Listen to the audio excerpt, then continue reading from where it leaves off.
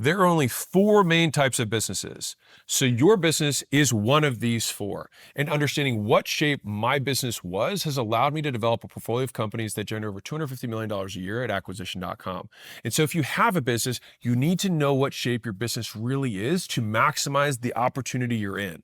And if you don't have a business, you should know what you're getting into so you can pick the right one for you. So let's get started with the first shape. So what type of business is this business? I'd love it if you could actually think about it right now. Like if there's different types of businesses, what do you think this one really is? All right, now that you've thought about it, this is the shape of an e-commerce business. So in the very beginning, you'll typically have to get some inventory, especially if you want to have a bigger business. No gigantic businesses are drop shipping. So if you want to have a bigger business like a brand, you're going to have to do some sort of inventory. You'll have to front a little bit of cash, right? But as soon as you start selling, because it doesn't require a lot of operational infrastructure, you can grow really quickly. But then you'll hit these breaking points that stop your growth flat. And so either these will be cash constraints in the business, as in like you don't have enough money to buy more inventory. It could be traffic constraints, like all of a sudden your ads just stop and then the ads don't perform past a certain point. It could be that you've maxed out your distribution. Let's say if you're a retail distribution, it's like, okay, we got 7,000 more 7-Elevens. It's like, okay. And then we continue to stay at that level until we get CVS's, and then we stay at that next level. And so each of these kind of unlocks typically occur when you have a supply chain unlock or you have distribution that unlocks. So distribution can be literally physical retail distribution, or it can be ad-based and or affiliate based distribution. All of these different ways are promoting it so it gets it in more hands. So this is why the shape of this business looks this way. And you also can get stopped by all of a sudden you run out of stuff, right? Your supply chain dries up because your manufacturer can only do 1,000 units a day and you need 10,000 units a day. And so while you find the next manufacturer, you're flat again, right? And this is the nature of the business that you're really in. And if you're curious, what experience do I have with e-commerce? Well, I'll give you 2.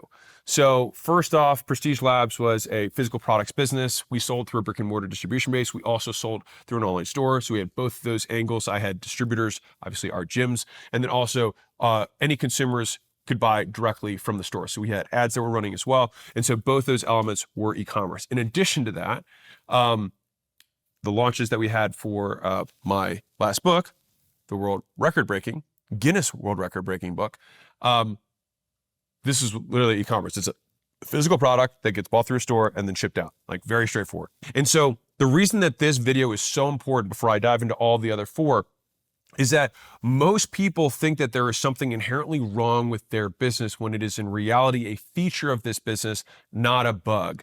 And so the more you can zero in on, okay, if these are the big hairy problems that exist within the shape of my business, how do I put disproportionate effort on solving these key foundational issues or problems to this model that will allow me to outcompete all the other people in my space that don't know this. And I'm telling you, like, this is the sauce. And also, sometimes you'll have to switch 3PLs as you scale too. So even if you have the inventory, somebody might not be able to ship out 10,000 orders a day. Like when we did the book launch, for me, I had to find 3PLs who could ship out millions in 72 hours. That's absolutely absurd, which is why we had to have multiple across different states in order to make sure that every single person got their book within days, not weeks or even months. I talked a little bit about the cons, but let's talk about the pros of this. So e-commerce, it can scale relatively fast compared to some of the other business models. And the reason for that is once you have the stuff, I mean, it's really just like how fast can you hand it to somebody in exchange for money? And if you have a Shopify store or a WooCommerce store, any kind of online store, like they can just click and buy, and then you have somebody else who's shipping it straight to them. As long as they can ship it and they can buy, you can sell a lot of them. The issues is when you run out of stuff, the guys can't produce it, you can't get raw materials, they can't ship enough of them. These become the constraints. But fundamentally, if you're operating within all of those, as in they can ship more than you have, you've got enough inventory, as long as people keep buying, the number just goes straight up. And so, what's interesting about this particular business is that it also typically isn't going to be nearly as kind of key man risk from the founder. Of course, there can always be key man risk for key skills, but if you have a product that people love and people keep going to your store and buying it, it's a very sellable business. Okay, and so if that's maybe the upside, let's talk about the dirty. So what sucks about having e-commerce? one of the first things that sucks about this business is that in general, most people who own e-commerce stores, they can do significantly more revenue than some of the other business models really quickly. It's one of the fastest ones you can grow revenue on. And it's also because people are willing to spend more money for stuff than they are for the other three categories. Because there's inherent value, because everyone knows there's an inherent cost to creating it and sending it. So people are just more willing to spend money on it because it's tangible. And it's the reason if you look at like gross sales, what are some of the top companies in the world? Walmart, huge amount of sales. Amazon, huge amount of sales. It's stuff, right? And people love stuff. And as somebody who came to selling physical products much later in my career, I was amazed at how easy they were to sell compared to some of these other things, which then brings the next question, which is like, okay, well, sometimes they're easier to sell. People are easy to take their wallet out. But what makes it harder? So this is very capital intensive. Because people know shit costs money, you also have to have the money to buy the shit.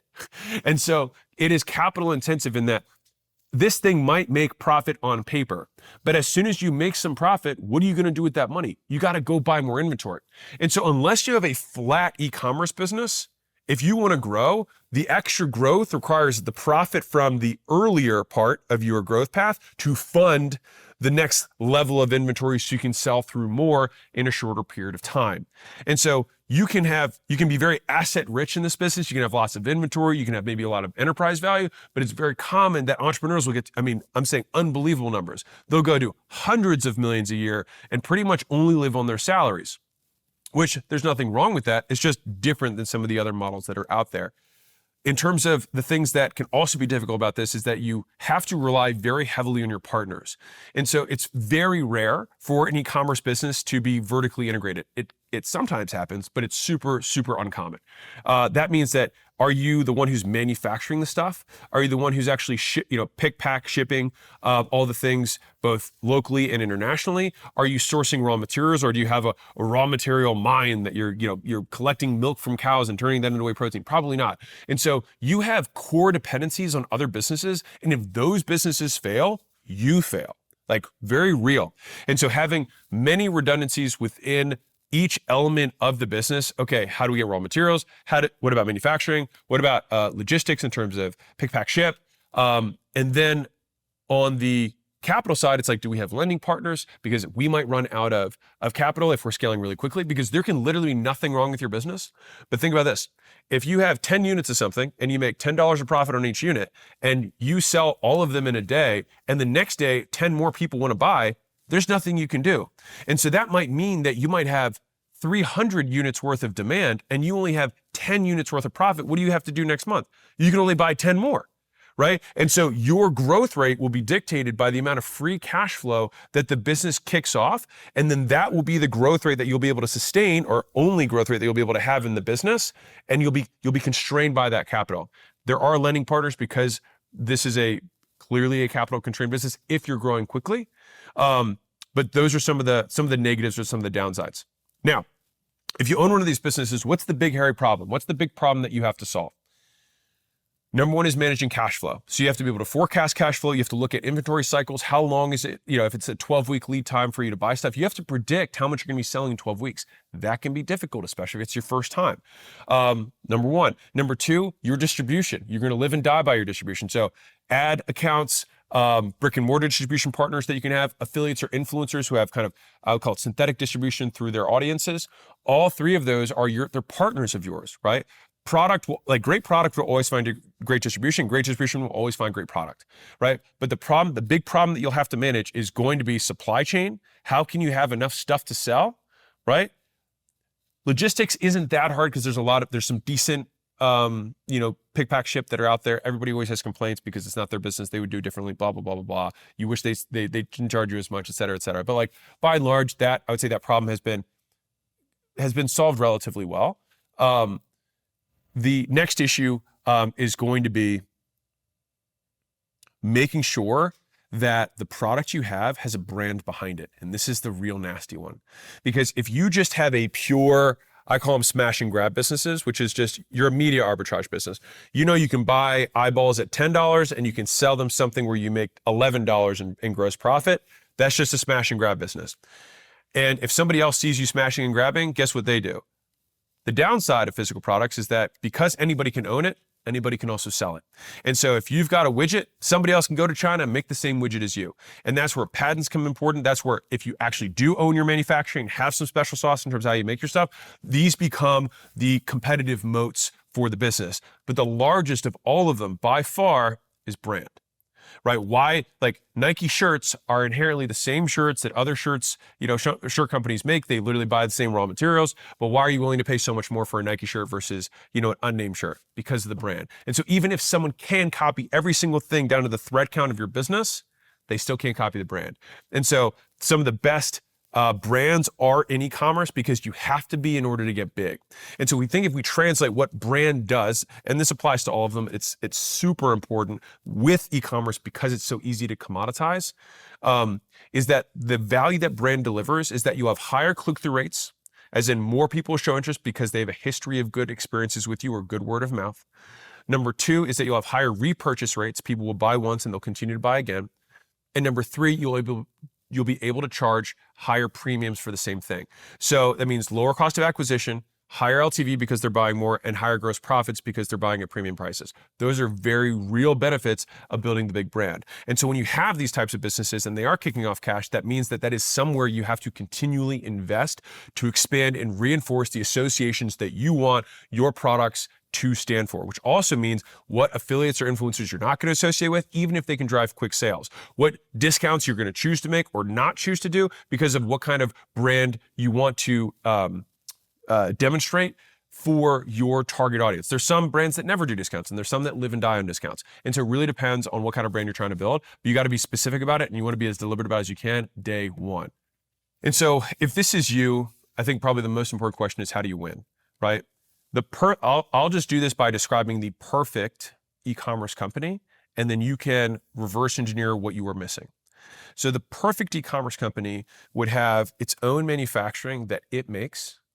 It would have a very trusted third party or be able to ship directly out of their manufacturing facility to all the markets that they have. Now, if they're international, more likely they'll have to have international partners that do the logistics. But even more likely, if that becomes bigger markets, they'll start creating decentralized manufacturing in each of those markets so they have lower shipping costs and faster turnaround times and faster cycles for returning inventory. So we're going back to front. They make the stuff, right? They have some trade secrets or unique partners that they get their ingredients from, or they have a unique way of combining unique ingredients, which makes them incredibly difficult to copy. They have great logistics in terms of pick, pack, ship. On top of that, they have a very lean team on the paid ad side that is a performance marketing team that is done in tandem with a team that understands brand first approach. And so what does that mean? The most successful companies that persist over a long period of time in e-commerce tend to have a 70-30 split in terms of how they spend their money. 70 going towards top of funnel and brand awareness and associations, and only 30% going to direct to purchase. And most companies that are starting out, and the vast majority of the ones that I talk to, it's basically 100% just straight to purchase. You are building a dropship company that has no competitive moat, and you will always complain about the dupes and the Chinese companies that are going to come in and undercut you because they're in China and they have some of these other competitive edges that you don't have, right? And so you have to know the game you're playing, because if you know the game you're playing, you'll know how to win. And the last piece of this kind of competitive advantage that I would have in this perfect e-commerce business, assuming they have invested that extra money to have these premium brand associations, they have strong performance marketing, we then have two more components to it. One is we want strong brick and mortar retail partnerships so that you have 50,000 retail stores that are pushing your stuff out, or you choose to long-term create your own pop-up stores that actually are your own. What's interesting is that nowadays the model has reversed. It used to be build a huge brick and mortar presence across many, many states and then start an online store. The last kind of version of that was like Lululemon, that I would say that was more popular, and that I can think of at least. And more recently, it's kind of the reverse of that. You look at like the Gymsharks, right? They're almost all e-commerce, and then they choose to open up these flagship stores in key locations that are brand additive. Now, on a long enough time horizon, once brand awareness has been completely saturated for an e-commerce brand, then you actually open up stores all over the place because you remove the cost of shipping. each of those markets because people actually go straight to the store and it increases their average order when they're in person. And so the actual cost of acquiring the customer becomes rent divided by sales per month. Kind of cool. And so that's what happens at the ultimate scale level that many brands don't get to. And some of them just choose not to do that because they don't want to, because it's super capital intensive, right? But at some point when everybody already knows who you are, you just want to make it even easier for them to buy. And so that is the ultimate version of an e-commerce brand and how you do it right. And it takes years to build that level of brand, but you can scale revenue incredibly quickly. And I'll add one last caveat, which is that you have to be an absolute savage email marketer. And so the amount of back-end, the iceberg underneath of here that exists in terms of messaging, different process flows, the campaigns that you're running, attribution, so that you can see your true metrics. Like these are some of the, like I think some of the best marketers in the world are here. And it's because, to be fair, once you have a killer product, it's, back-end dweebs that we're gonna, they're gonna be working on making sure that we have enough product. You can hire the people who can make sure the cash flow is there, all that kind of stuff. But like I think some of the best marketers in the world are e-commerce marketers. Oh, last thing, the product's got to be exceptional because no matter what you do, you can have all the best marketing in the entire world. If you get someone to buy it and then it sucks, doesn't matter. And as you scale these businesses, the cost of acquiring customers continues to rise. And so the only thing that you have that's a compounding vehicle that can scale proportionally to increasing cost of acquisition is a referral word of mouth chain that does two things. One is repeat visitors, like what percentage of your sales are customers that are coming back because they really like the product? And then number two, what percentage of those customers are bringing more customers? And if you're like, well, what percentage is right? It depends on the growth rate of the business. So if you're growing by 1,000%, you're always going to have, more new customers in the beginning. What matters more in terms of if you want to make this thing sellable is you want to be able to demonstrate that you look at this new cohort, how many of them are going to come buy again? If you can get 60%, 70% to buy again after the first purchase, you likely have a product that's pretty strong. Real quick, I have a gift for you. This is the $100 million scaling roadmap. It's something that my team and I put 200 plus hours into building and breaking the stages of scaling into 10 steps. All right, and so what we did is we broke down everything that got us stuck and what we did to break free at each level of the business. And if you'd like to know what product, marketing, sales, customer service, IT, recruiting, human resources, and finance look like at the stage that you're currently at, this is a free gift. So all you have to do is go to acquisition.com/roadmap. You can plug in your business information. And if you want our help, you want my help to help you break through whatever level of scaling you're at, this is not a promise. I'm just saying I'd love to help. On the thank you page, you can book a call. Every month we have a workshop out here at my headquarters. You actually talk to my real team that does our marketing, does our emails, does our ads, does our copy, does our sales, does our finance, does our recruiting. The real people are doing this at a very high level. And what's really cool about that is that they can typically find and spot what the constraints are in a business like that. And so it's one of the most valuable things that I could possibly do. Obviously, space is limited based on our actual headquarters. But if that's interesting, on the thank you page, you can book a call. No pressure. This is a gift either way. It's absolutely free. So that's e-commerce. What's this puppy? So this is the puppy that 78% of businesses in the United States are based on, which is big, bad service. So this is a service business. My credibility with this is that I had 6 brick and mortar gyms that I scaled. Then I had a turnaround business that we flew around the country and did turnarounds. I did 30 something turnarounds over almost 2 years where we turned other gyms around, which are service businesses. So that was my B2C service experience. Then I went online and basically built a gym consulting firm that sold services like marketing services, ad creation services, things like that to gym owners across the US and basically the English speaking world. And so I built both B2C and B2B businesses to, I think mid $30 million a year. And then now at acquisition.com, we have advisory practice, which is a 9-figure plus business. All right. And so, so we're very familiar with building out high quality service businesses. And so I feel confident in saying I can help you grow yours. All right. And service businesses look like this because they are slow and steady. So if I wanted to make it a little bit more accurate, I would have drawn it more like a straight line because this one's taller, but I only had this much space. All right. But it's a slow and steady growth curve. So why does it look like that? It looks like this because it's very people heavy. And typically a service business has people at all 2 out of 3 or all 3 components of the business. So what do I mean by that?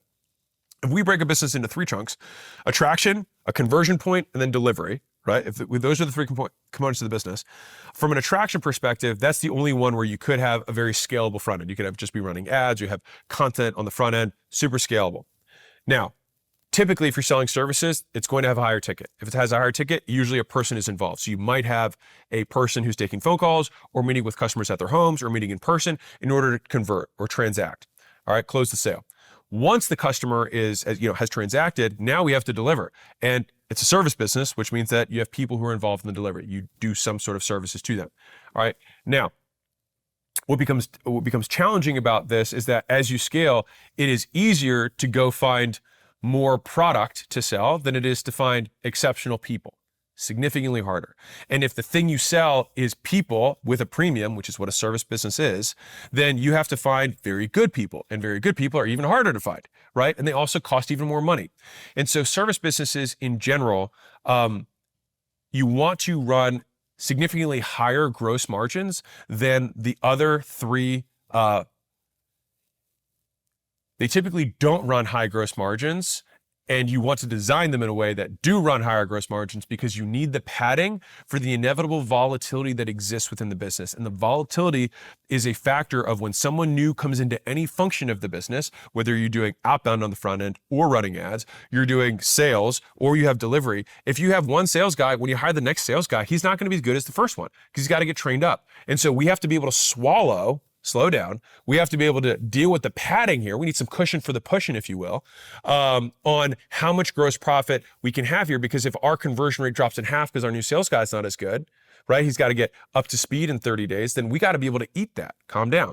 All right. Now, the next thing is that on the delivery side, let's say we've got one good account rep or two good account reps, and they've been with you for 5 years. Okay, we finally figured out a little bit more marketing, a little more selling, and guess what? Now we need another account rep, but they're not as good. So now you have to worry about your reputation because they're not going to be able to deliver the same scale. And so service businesses are very easy to start because they cost nothing. At the very beginning, you literally just sell your time, which is why it's the most common business that people do start. They learn one thing, and then they start doing that work for other people. Very simple. But then once you learn that thing, the better you get at that thing, the harder it is to get more people who are as good as you at that thing, which makes it like the more you can charge, the harder it is to get more people that you can charge that money for and still deliver that quality. This is the inherent difficulty with service-based businesses. So I'll give you two polar examples here. Because I come from the fitness industry, so a fitness coaching business, a gym is a service-based business, right? The pros of that particular type of business is that it's easy to hire that talent because one, it's low skill, and two, many people love it. It's almost like hiring musicians. Plenty of people would do it for free. They coach classes for free. They're passionate about fitness. Where it's more difficult in that business is it's very hard to, number one, sell, and number two, retain customers because people don't like working out. Now, on the flip side, I would say many or the vast majority of businesses are actually not like the fitness coaching business. The vast majority of service businesses are people doing work that other people don't want to do. And so the fitness coaching business is unique in that it is coaching. The vast majority of service businesses, there is no coaching. You just do the work, right? You fix the roof, you put in the garage, you do the accounting for them, you do the legal work, you build the website for them, right? So for any of those businesses, it's actually very easy to do the sale because you say, I'm going to give you the outcome and you don't have to do anything. Right? And so if you're actually good, almost all service businesses, when they are done for you service businesses, almost never, if they're any good, have a problem getting customers. The difficulty they have is hiring good talent because customers will stick because you're doing the service and they don't want to learn it and they don't want to do it. And the difficulty you have is you got to teach other people to do it and do it well. And so you will almost always be supply constrained in this business model. So what are the good things about this? Service businesses are the least risky business because you can always keep a service business profitable. So what do I mean by that? So outside of rent, which should be a lower cost relative to, whatever your business is, almost always for service, with the exception of maybe like a gym, or like a med spa or something like that, where you have like some capital intensive stuff, but that's less of a service business, more medical. I won't get into it. But for the vast majority that true humans are the labor, right? If revenue goes down, you can always cut headcount. I'm not saying it's pretty, but you can always stay profitable and you can always cut it all the way back down to just you doing work for money, right? And so you can always make sure, as long as you are priced appropriately, that you can make money in a service business. Now, if you do a decent job for people, they will tend to stick around. And so it can be very stable. It's very predictable. The difficulty is like, how do you triple a service business year over year over year? Incredibly hard to do, especially as you get bigger and bigger. Now, some of the other benefits of service businesses is they do have the potential for high margins. It's rarer, but the way that I'll tell you in a second how you can create high margins in a service business. But they do have the potential for high margins, but almost always they have high cash flow because there's not a tremendous amount of capital intensive reinvestment that must occur in a service business. We don't have to buy inventory. We don't have developers we have to buy. I'm getting a little ahead, right? But basically, you sold work for 100 grand. Your cost on that work was 50, and then there's 50 grand left over. And next month, you're going to sell the same work for 100 grand, and the cost you 50, and there's going to be another 50 left over, and you can pocket that. And so they tend to be very stable, very high cash flow businesses. And I would say the majority of them, if you do a decent job, have pretty good retention because people don't want to learn it and they don't want to do it. So what sucks about this business? Talent is the bottleneck. Right? You finding good people is going to be the difficult part of this business. Whether you're trying to find HVAC technicians, plumbers, electricians on the home services side, if you're trying to find maids on the low skill side, very difficult. So all the way up, it's always hard because even at the lowest skill, if we use maids as the lowest skill labor for a service business as an example, well then just finding people who speak English, show up on time, are competent, and actually do a good job cleaning, and want to work for the amount of pay that the pricing package that you have allows for some margin is difficult. That's the hard part. If you go up a level in terms of like, I would say, trades, then finding the tradesmen who are good and experienced and can do more complex work becomes difficult. So it's a more compliant, supply constrained business. If you go white collar, then you've got accountants, lawyers, management consultants, investment bankers, right? All of these people require a ton of education, a ton of learning. And so most of those, like the ones I just mentioned, management consulting, investment banking, legal, like they all have multi-year learning paths before they're really even allowed to do work on their own. And so when you have multi-year kind of gestation periods for the talent, that becomes one of the big things that sucks about the business. And I'll tell you how to fix that in a second, but that's one of the big things that sucks. And oftentimes when you have one of these businesses, the founder tends to be, not always, but tends to be one of the best technicians. And so this is a double-edged sword because you know how to do it better than everyone. And as a result, people tend to always come to you in order to solve the big complex problems, which makes your life big and complex all the time, which kind of sucks. And the last piece is that it's just slower to scale than the other three models. So what is the big problem that you have to solve with this business? If we believe that hiring, onboarding, and training talent so if we take the position, which I do, that supply or the supply of good talent is the hardest part about this business, then one of the core components of your business must become your attraction, as in your recruiting process, how you onboard those people, and how you train them. Because if we think about a business as the difference between the value of the inputs and the value of the outputs, that delta is where profit is created. You are creating value in the economy. And so you take raw materials, people who are underskilled, you have a way of bringing them in, adding value, giving them skills, teaching them, and then you can sell that skill set at a higher premium later. That's the idea. Now, where you have a 201 version of this is where you have 3 or 4 different people that all have different skill sets, that the aggregate of 3 or 4 of those skill sets put together becomes even, the sum is greater than, some of the whole is greater than the parts, right? You get even more gross profit. And that's where this gets a little bit more interesting. And so that core has to be one of the things that you do exceptionally well. And if you're like, well, we don't really do that very well in our business. No shit. That's why most service businesses don't scale. And the second element that you really want to focus on is like, how many ways can you reduce your own founder technical expertise? The business's dependence on your technical expertise. How can I productize my own knowledge to such a degree? And what you have to get very good at doing is you have to get very good at teaching.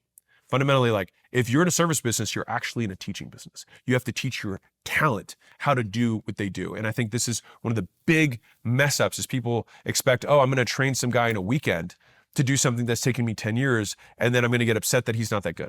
Ridiculous, right? We have to have far more robust training for these people, but as a result, it's more front-loaded than most people expect. But if you do that well, those people ramp up faster, they stick longer, you're able to charge longer premiums, and your reputation continues to compound over time. So, how do you win with this model? So number one is that most service businesses, especially in the beginning, is they do any kind of work for any kind of person with a pulse. Very normal. But as soon as you start to develop a little bit of business chops, you start to say, okay, some of these clients suck, some of these clients are great, we do a better job with this. And so you start to narrow down who your real customers should be. This happens usually in the $1 to $3 million range is when you start to have to make those decisions. In the beginning, you're just trying to make money, fine. But when you really want to scale, like you have to start deciding what business you're really going to be in. And usually it's around, like I said, 1 to 3 million. That's when you decide what business you're really in. And then that's where you really start going on this path. But in order to do that, we have to decide on what customer we're going to really serve. And then as a result, because we have one consistent customer, we should only have 1, 2, 3 max consistent deliverables that we're giving. So then we can start systematizing or productizing the way that we deliver our services. So rather than everything being bespoke or just saying whatever you want, your brain, your wildest dreams is what I can deliver. You then say, you probably want this problem solved. We solve it in 1 of 3 ways. This is the way that I think is best for you. And then here's how we do it. And then you can start driving operational efficiency within the business, which then expands the gross margins. Okay. Now, in order to do that operationalized bucket of things, it becomes more repeatable for you to then build training process to each of those desired steps or outcomes in the systematized delivery. And so that then the systematized delivery then feeds into the operational infrastructure in terms of onboarding, hiring, and training, and talent selection on the way in. All right. And so when we do these 2 steps, then the next thing is that you'll end up having to replace yourself in some level of the operations at some point so that you can lead the company.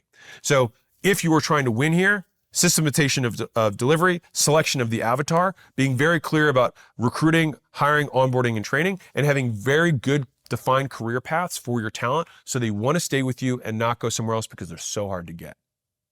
And so if you're in that business, typically getting customers is not that hard. And so then we think, okay, if then we can just blow the back end out so we can have 10, 20, 30 new amazing people who are getting activated per month on my delivery side, I can finally, the goal that you want to have is that you want to have an amazing reputation and actually get to the point in a service model where your demand is the constraint. Very rare, but doable. Now, in this business, where do I reinvest my capital, right? So I said this is very high cash flow. So number one is that this is a business that you can live well throughout the entire time of doing the business, which is why I've always been a fan of service businesses. The other business models that exist here, 2 of them, basically the founder almost never makes any money until a point of an exit. And let's be real, exits are far rarer than people try and make them out to be. And so service businesses, you can kind of live your life and continue to scale your income as it goes up. Now, where do you invest your cash? So you want to invest your cash in 2 core places. Number one is going to be talent, meaning you want better, smarter people who are coming in. So the raw materials that are coming in, we want to increase the quality of those raw materials. Now we still have the training that we have, but if you're training a genius versus training a dodo bird, training the genius is still going to work better. So we want higher base level people, higher horsepower, higher intelligence. If we look at the ultimate versions of some of the highest grossing service businesses out there, what do they all have? They have unbelievable talent machines and they attract the best and brightest, right? So number one is that you're going to be reinvesting money into the recruiting side of the business so you can get the best talent. The other side that you're going to be putting money into is going to be brand, right? Now, brand is going to benefit in both places. One, it's going to allow you to charge premium prices over time. And it's also going to allow you to attract premium level talent because they want the association. They have their own personal brand. They want their association with your brand.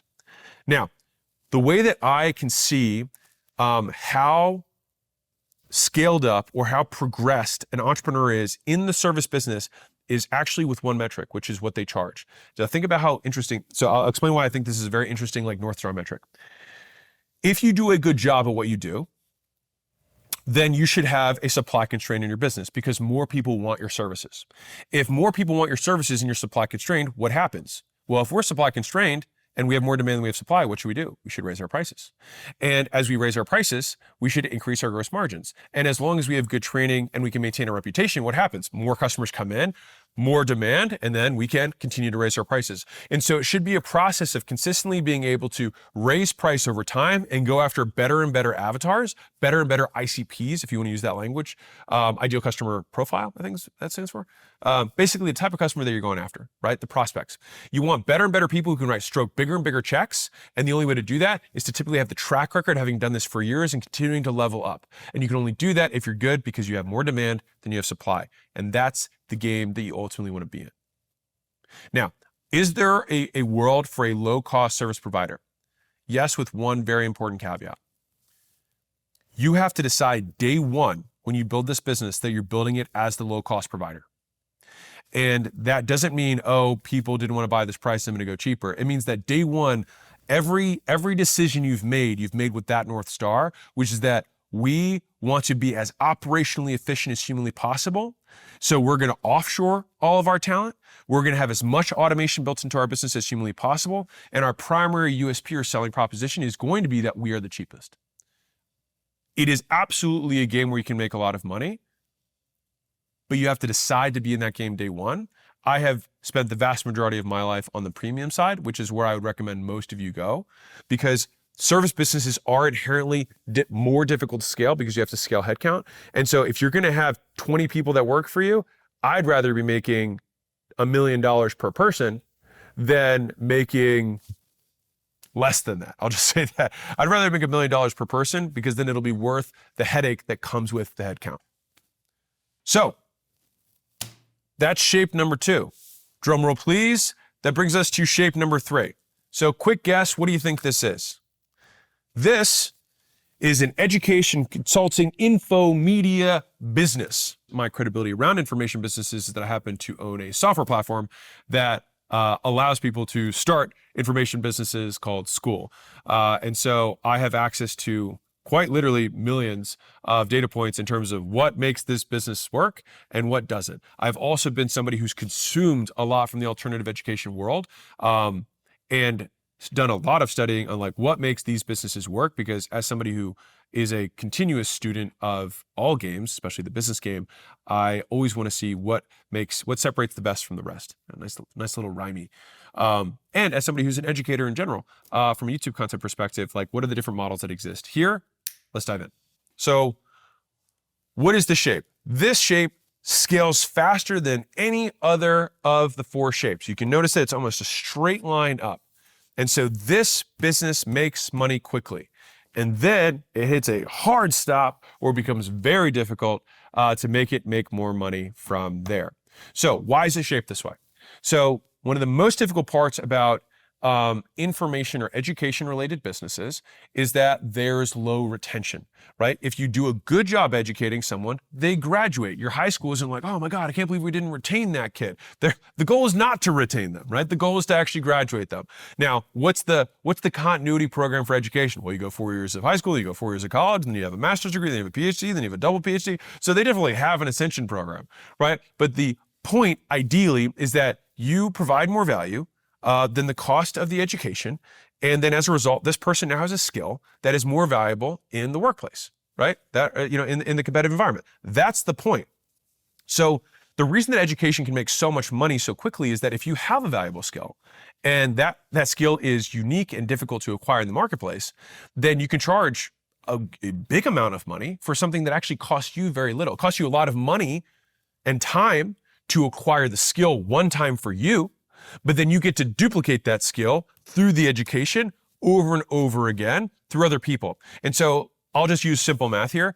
If I can teach someone a skill that takes them from $40,000 a year to $100,000 a year, many people would pay lots of money to add $60,000 of income per year for the rest of their life. That's an unbelievable valuable proposition. So what would somebody be willing to pay for that? A lot.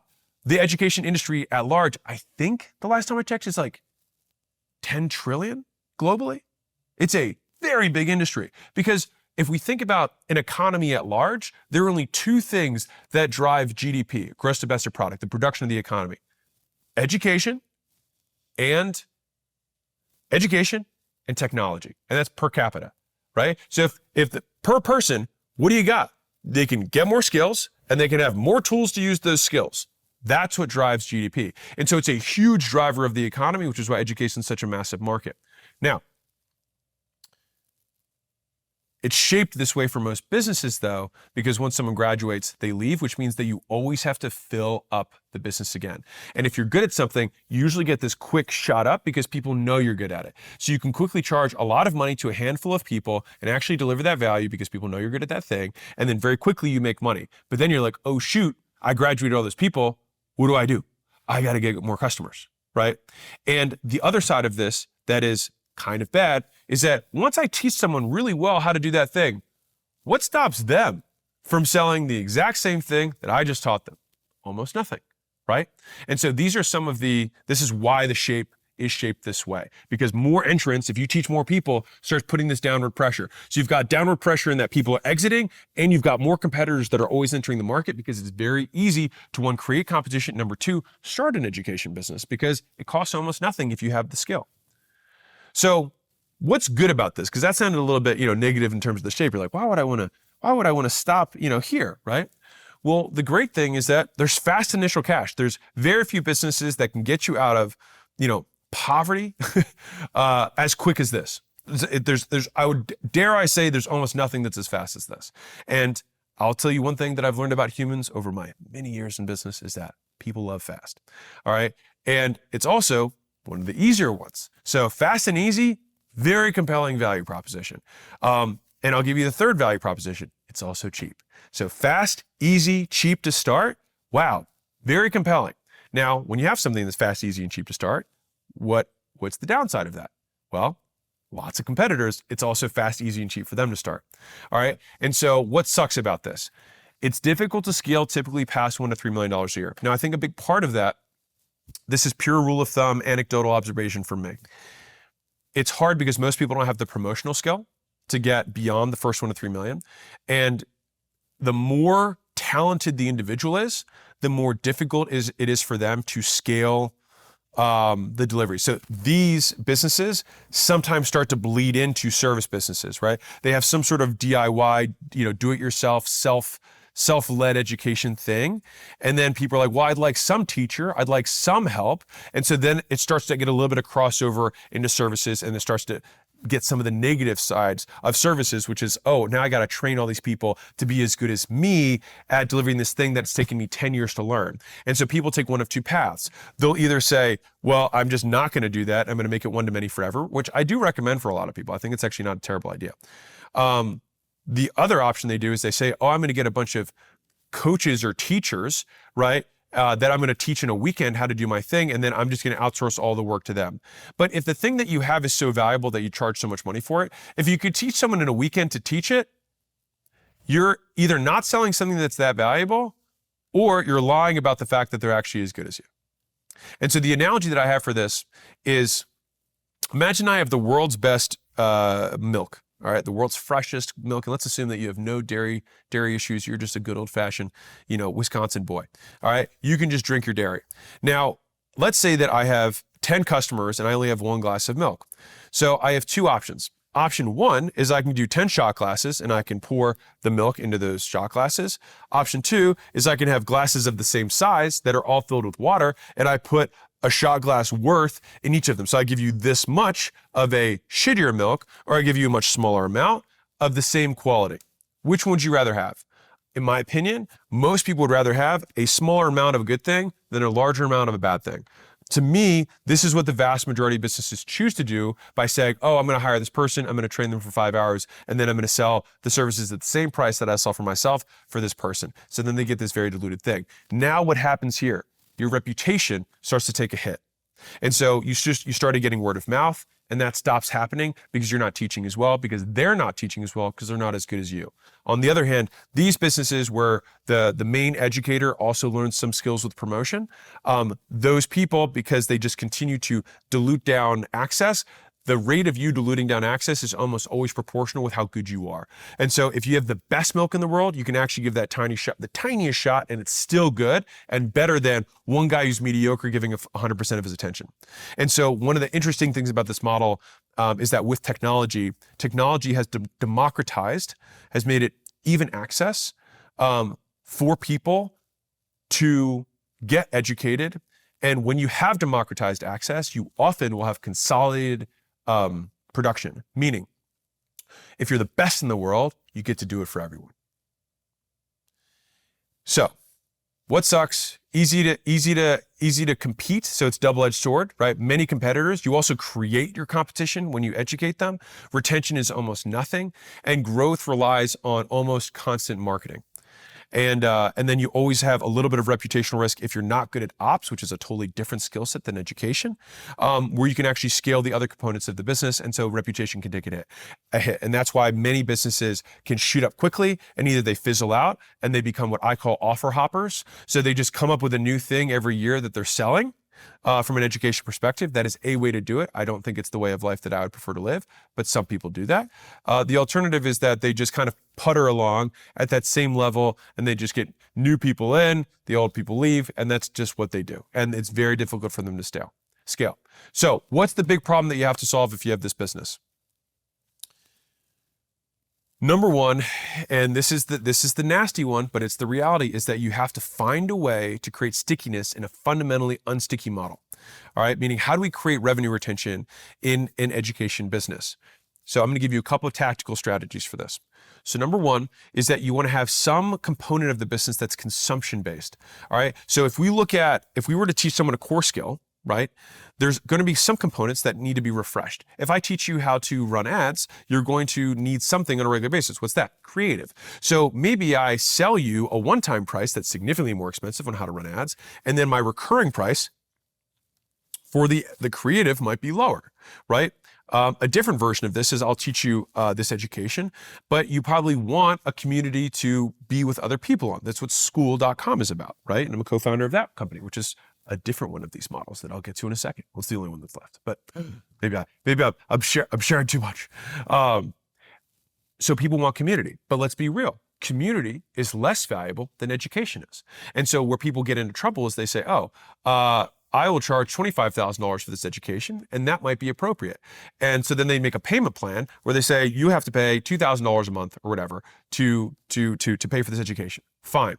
But the first payment of that $2,000, so amazingly worth it because they just got this $25,000 thing. They got this education up front. But the day before I know how to do math, knowing how to do math is unbelievably valuable. The day after I know how to do math, the value of a math course is approximately zero. And so now I'm paying $2,000 a month for a community, which is not as valuable as what a community is worth. And so when you're looking at your product offering, especially within education, we have to think what components of this are consumed on a regular basis, communities consumed on a regular basis. If I taught someone how to do 3D printing and I said, hey, these are the hot items that are trending right now for 3D printing, and I do that research and I deliver that list every single week, that's consumable. We have to think about what are the elements of this, and that's on a, if we're teaching someone how to do anything, right?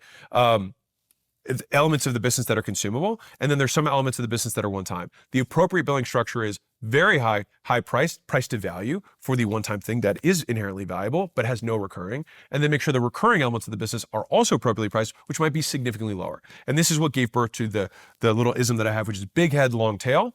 And typically it also leans into psychological bias of, hey, I just paid a lot of money for this thing. Why would I cancel this recurring subscription just to maintain my skill set here? Now, the two more elements that you can add in terms of stickiness can be discount buying, which is that if you have a lot of people who are buying paintbrushes because you taught them how to paint, if you say, hey, if you buy, I have this collective buying power, and so you will get discounts on your materials that are half or in excess of my subscription price, it's highly likely that people will stick on your thing because it's very clear ROI for them. They save more than they spend, so they'll keep doing it. And so the other component that you can add in from a stickiness perspective is continued education. So some of the most valuable companies in the education space are actually adult continued education, meaning, oh, I'm a nurse, I need to get these continued credits, I need to keep up with the up-to-date technology, and think of news as the thing. So what's the news in the industry? What are the new techniques? What are the new tools that I can teach on a consistent basis so this person can stay up to speed? And again, the amount that you have to pay to become a doctor versus the amount that you have to pay to stay a doctor, significantly different. You might have to pay $250,000 to become a doctor and $3,000 a year for your continued credits. All right. And so make sure that the pricing is appropriate to the value that's being provided. All right. So that is the problem that you have to solve within that business. And so how do we actually win in the model? One is we split out the value to make sure that we're charging appropriately for the one-time thing versus the recurring thing. We add the consumable components to the recurring elements of the business. We want to use the cash engine that we get from the one-time purchases to fund one, acquisition, and most importantly, and this is the biggest one of all, brand. And you might notice this as a recurring theme here, but how can you defend against the low barrier entry, you creating your competition? How do you defend against that? Brand. And in all of these models, I think the one that is the most impacted by, it's tough to even say that because they're all impacted by brand. This one also is impacted by brand a lot, is education, right? Why are people willing to pay to go and take calculus at Harvard versus calculus at CCBC and pay $2,000 versus $200,000? Why are they willing to pay that difference? Because of the brand, right? That is why. And so that brand association also becomes another value add to the person, because that brand actually approximates for a decrease in risk and increase in likelihood that they will get the education that they ultimately want. Right now, Harvard, because it's, it becomes a stamp in and of itself, which is a little bit different. But that is the ultimate direction that you want to go in, is that when your brand is so good that when people know that they have been educated by you, that actually confers value to them for whatever they're trying to do next. So you might have heard of Cordon Bleu, which is a cooking school, right? And if someone's like, oh, I'm a Cordon Bleu chef, then you're like, oh, well, there you go, Cordon Bleu, or whatever they say.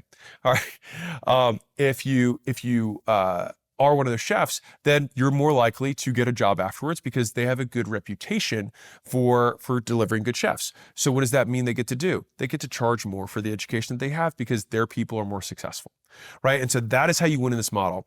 And if you're in a B2C setting, so you sell a consumer skill or education, so you teach them how to cook, you teach them how to paint, you teach them how to skateboard, you teach them how to whatever, right? In that business model, the best way to be successful is to be really good. If you're really good at skateboarding, people want to learn how to do ollies from you. Even if many people could do an ollie, they will want to learn it from you, because humans have this very interesting phenomenon, something that I've thought about a lot, which is that we have like this overkill bias. So what does that mean? If I want to buy a jacket, I want to see that the jacket is still warm on Mount Everest, because I think, okay, if it's cold, if it's warm, if it's still warm on the top of Mount Everest, it'll probably keep me warm from my car to the door, right? And to the same degree, they do the same thing within education. I want to go to Tony Hawk, who's a skateboarder, for those of you who are born under a rock. First 900, shout out to Tony. I want Tony Hawk to teach me how to do an ollie. Now, how many skateboarders can probably teach you to do an ollie? A ton. But if you had your druthers, if you had your pick, who'd you pick? The best guy. So one of the best branding strategies that you can have is real world proof, right? Why does the ACQ business content do, I would say, disproportionately better than many other quote business educators? Well, one, I think I try to do a good job on the stuff, but I think the other just reality of it is like, well, people didn't pay attention as much to my stuff until I had a $46 million exit. And then all of a sudden people are like, oh, stuff might be pretty good. And then people just paid more attention. You could have the exact same education if you took everything that Warren Buffett has taught between every single public appearance and you turned it into a course and you said how to invest for the long term. How many people would want to buy it? Probably not that many. You could make it even better than Warren Buffett, all of his stuff. The only thing you forgot to do was build Berkshire fucking Hathaway that did $89 billion in profit last year. That's what you forgot to do, starting at age 7 and doing it for like 100 years, almost literally. All right. And so he has the real world proof. And so if you want to win in education, the best way to start is be better than everyone. And if you're like, well, how easy for you to say? Yes, easy for me to say, hard for me to get here. Right? And I'm not saying I'm better than everyone. I'm just saying that as there are levels to the game, and you will be truncated, you will be capped by how good you are, because that will have a direct correlation to the amount of brand association that you will be able to get, the amount of credibility that you have. So if you want to have a bigger brand and you want to get into education, my 2 cents is, even though it is easy, fast, and cheap to start, the real way to win is to take the much longer time path of proving that you're very good or one of the best at the thing. And then when you do decide to start educating people, they will listen to you immediately, and they will not question why you're more expensive. They will not question whether or not you can do it. You will pay down all of the biggest risks within this business, and you pay it down doing the one thing that the rest of your competition won't do, which is be patient and do the work. Which brings us naturally to number 4. I wanted to make a crude comment about sass and ass. Well, there you go, sass and ass. So what is the shape of this business and why is it this shape?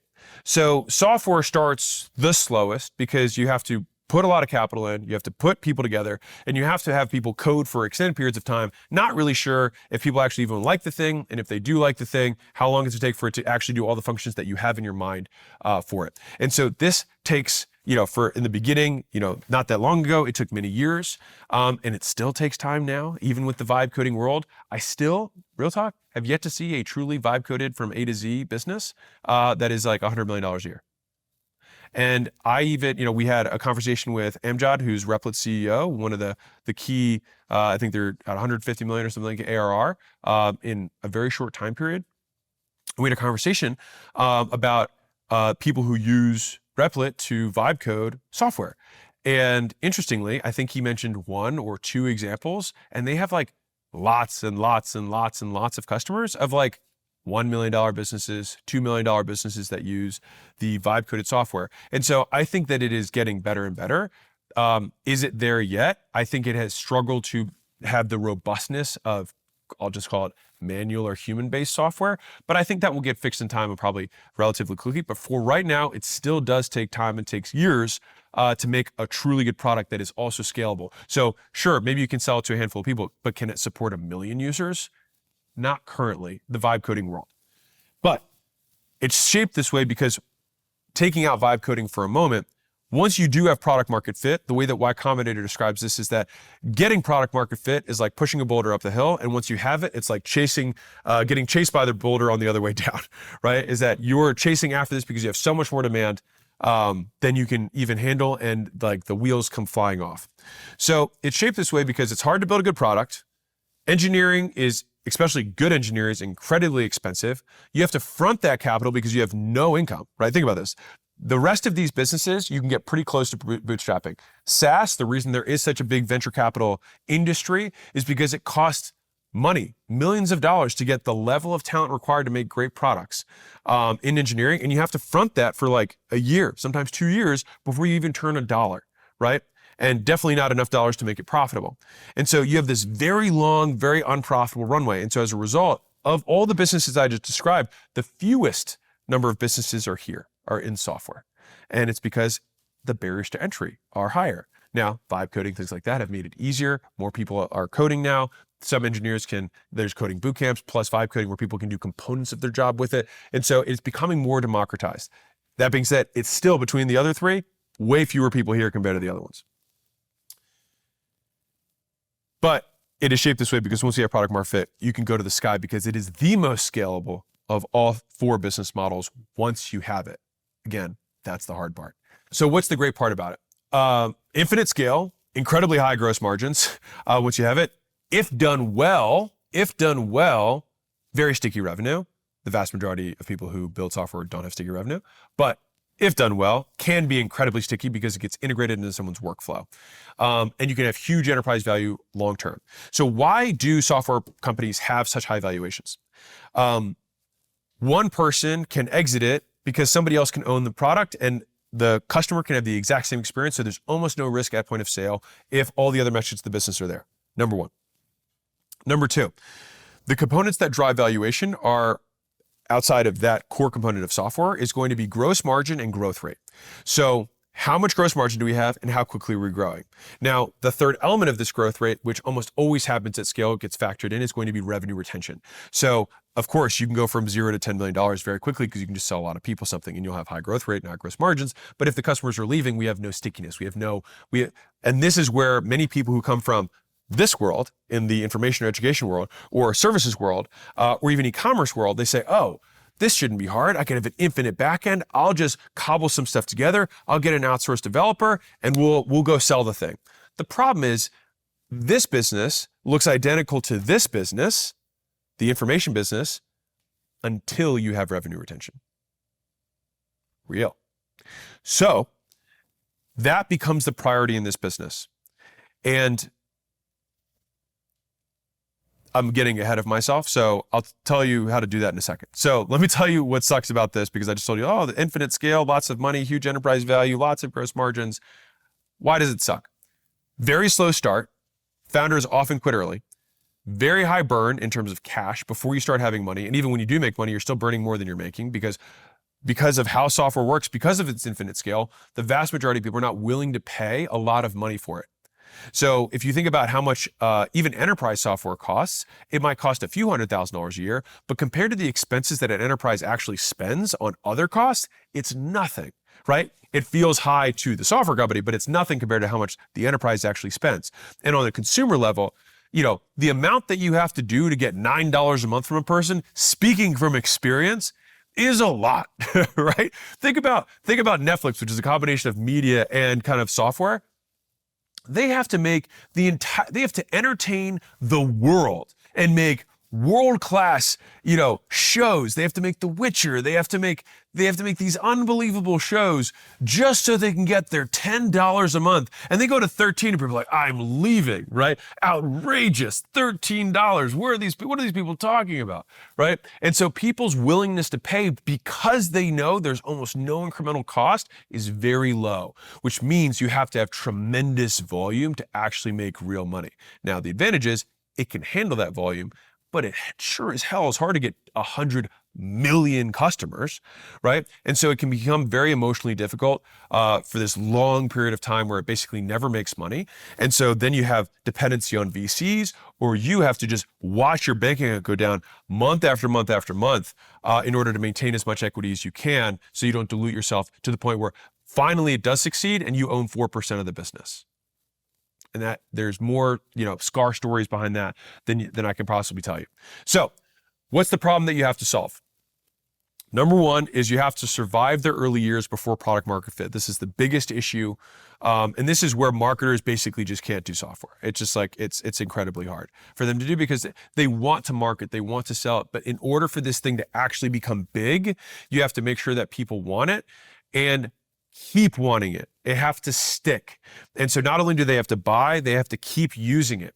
And so that is the hardest part of doing it. I was listening to an interview by the Dropbox founder, and he was talking about how he used to pay people from Craigslist to come in and just use his product in front of him. And he said the first time they did it, 5 out of 5 people who used it didn't upload a file because they couldn't figure it out.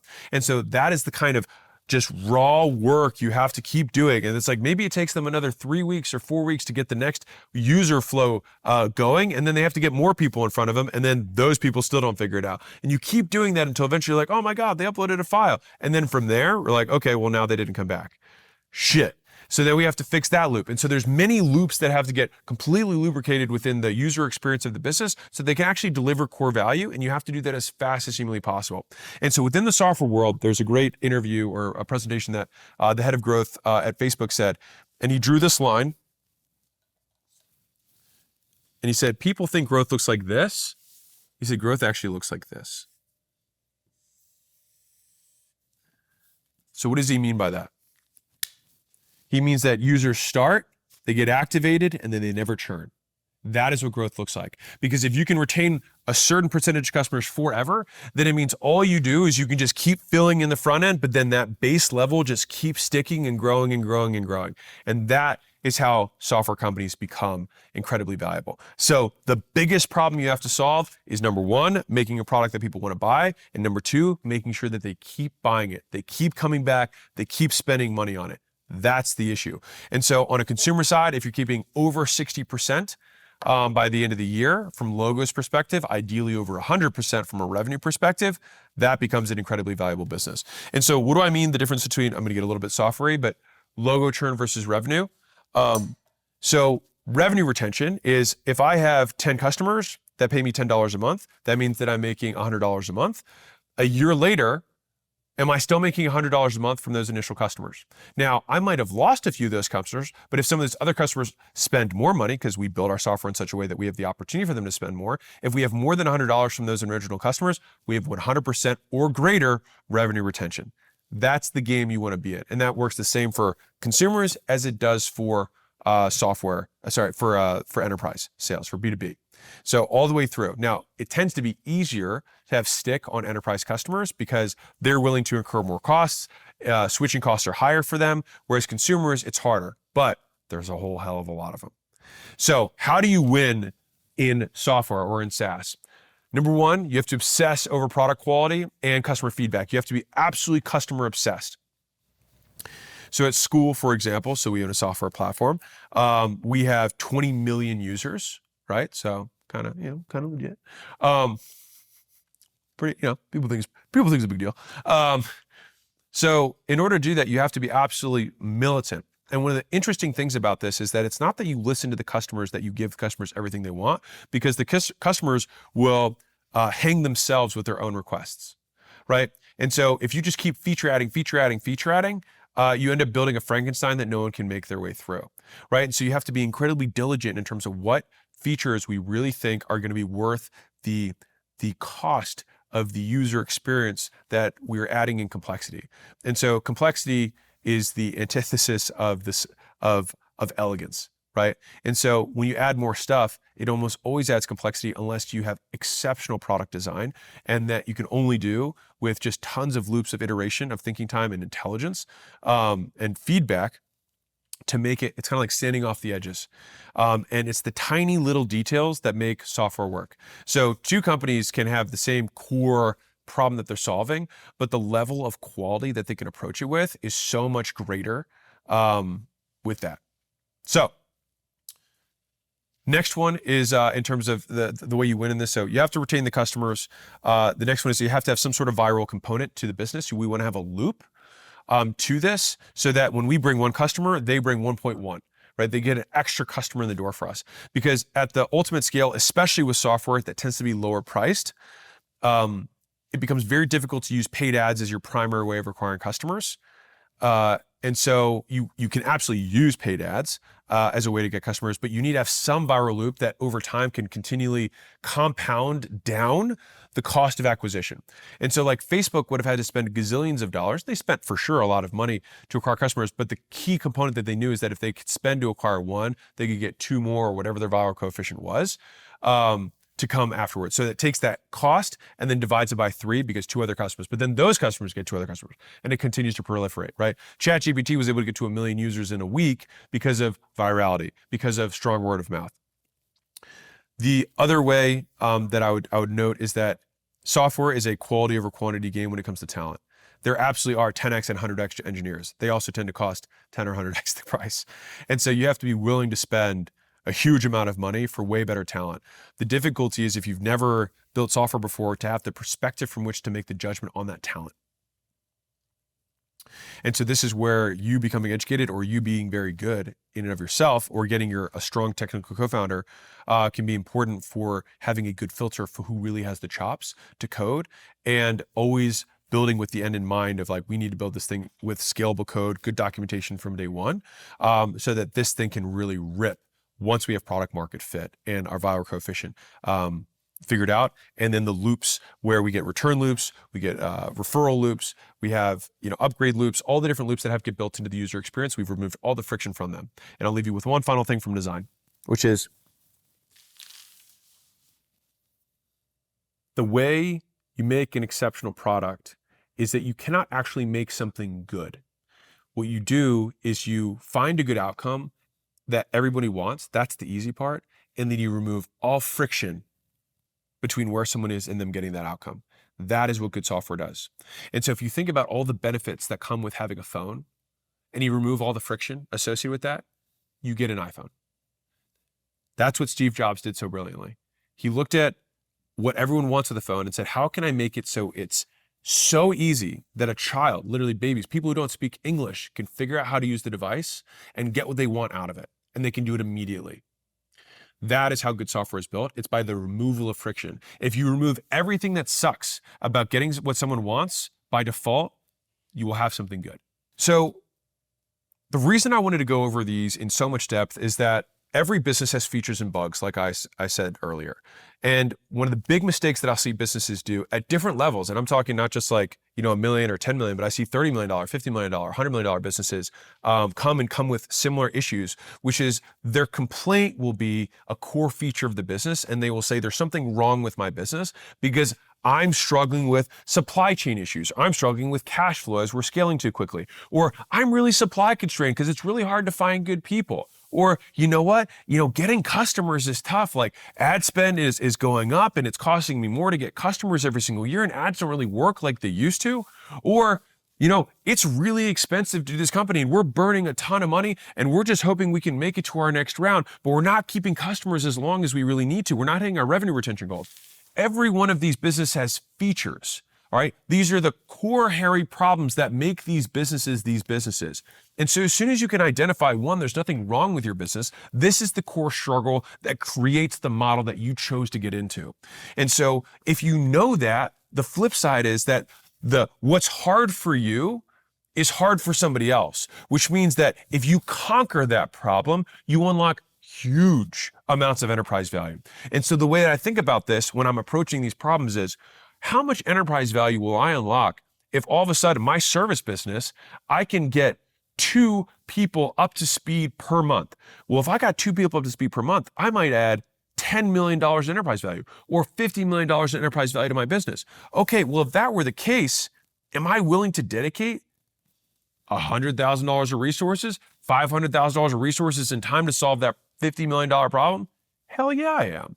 And so once you can appropriately appreciate the value of the hairy problem that you're trying to solve, you can then put the right resources towards solving it rather than constantly questioning yourself and thinking, oh, there must be something wrong with my business. And I think just having that level of clarity of there's nothing wrong, this is the problem that I get to solve. This is what the marketplace will literally pay me gobs of money to just figure out. And so by then saying, okay, this is my focal point and just shutting the rest out, you can then get really clear on, okay, if I have to solve this problem and I have to thoroughly solve it, not half-assed, not duct tape, this is core to the value creation of my business, that's where you win. Because then you can put all that depth of effort into it and get exceptionally good at recruiting, training, and building amazing people. You can get exceptionally good at cash flow management, supply chain management, and logistics and building the brand around it. You can get exceptionally good at building the brand and getting very clear on how to separate out what you charge for in terms of one-time and continuity and building in those components of stickiness so that somebody who gets educated still wants to stay with you. Or building the most world-class cracked engineering team on the planet so that you can shorten the amount of time that it takes you to find the product market fit and you build a scalable infrastructure so that people actually love the product, they retain revenue, and then this thing compounds and takes off like a rocket. That's the core hairy problem that you have to solve. That's the 10x or 100x value that you as the entrepreneur, this is what we get paid for. This is the game. And so if you haven't started a business and you're like, wow, all of these sound great and all of them sound hard. Well, which one is right for you? It depends a little bit. And I almost wanted to make a quiz on this for like, what's your personality type? Can you match the business to the personality type? I think you kind of can, because some personalities are just like more willing to suffer for longer periods of time. They're more, detail oriented and they're very particular. It's like, well, if I said, hey, I have an engineering person who has some mix of creativity, disregards the opinions of other and is willing to suffer for long periods of time, who's that? Software founder, right? If I said, I've got somebody who's like really excited, super promotional, doesn't like details, but just like loves promoting, what's a good business for that person? One of these, right? Good promoters do really well in e-commerce. Good promoters do really well in education. Now, again, you still have to have a good product, like all businesses, but these tend to be more marketing heavy.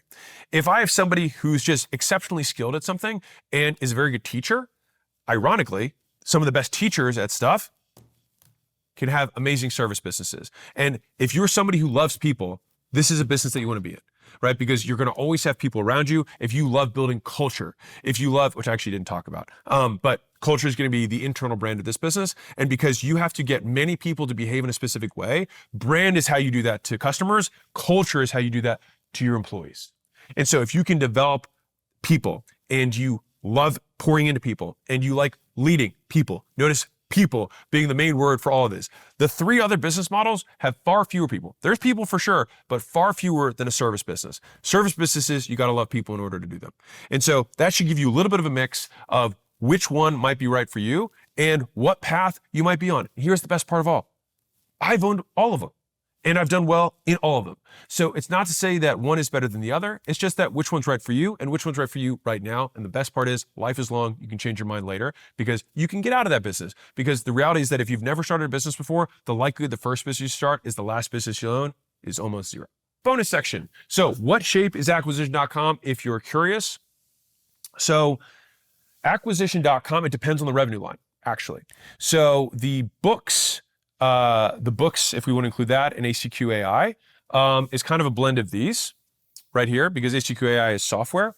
But the books and the bundle was an education related product, if you want to call it that. And so because I have marketed a lot and I have a lot of people that have made money using my stuff, they've had good experiences with my free stuff. And so they were like, well, if he has, the AI and I'm willing to donate books to help Alex's mission, which is my whole thing, which is getting more books in the hands of entrepreneurs because books are what changed my life.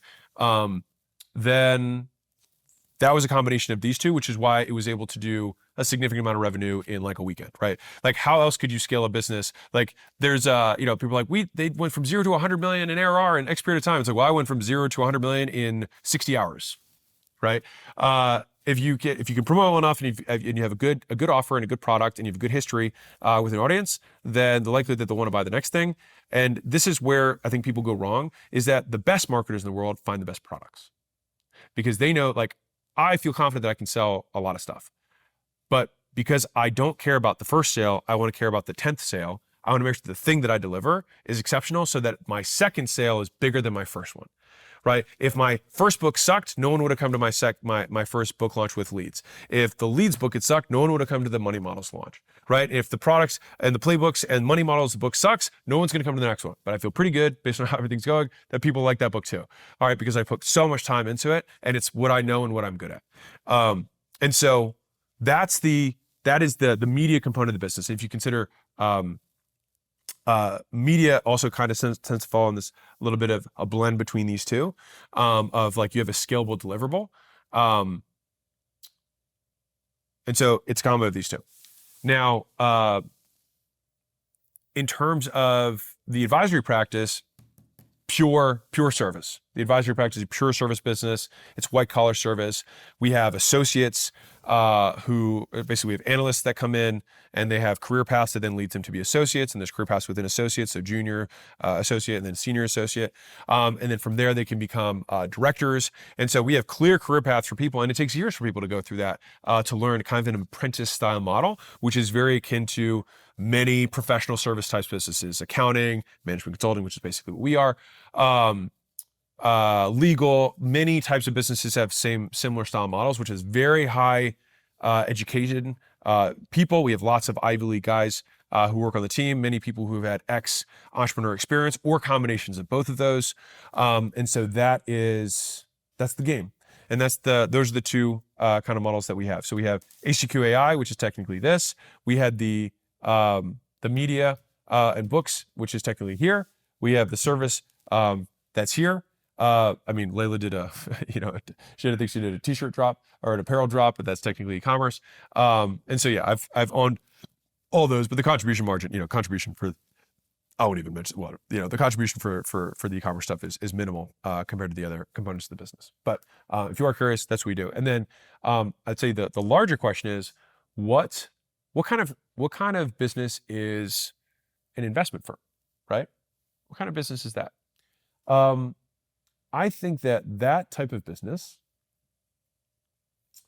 it's kind of a vehicle that contains businesses more than it's a business in and of itself. Like an investment business doesn't actually make money unless the businesses that are contained within it make money. And so typically, because capital creates so much leverage, you can have very few people making a handful of very important decisions with large amounts of money that can then create value in excess of the money that went in, right? Acquisition.com from the portfolio perspective, we have an insurance company.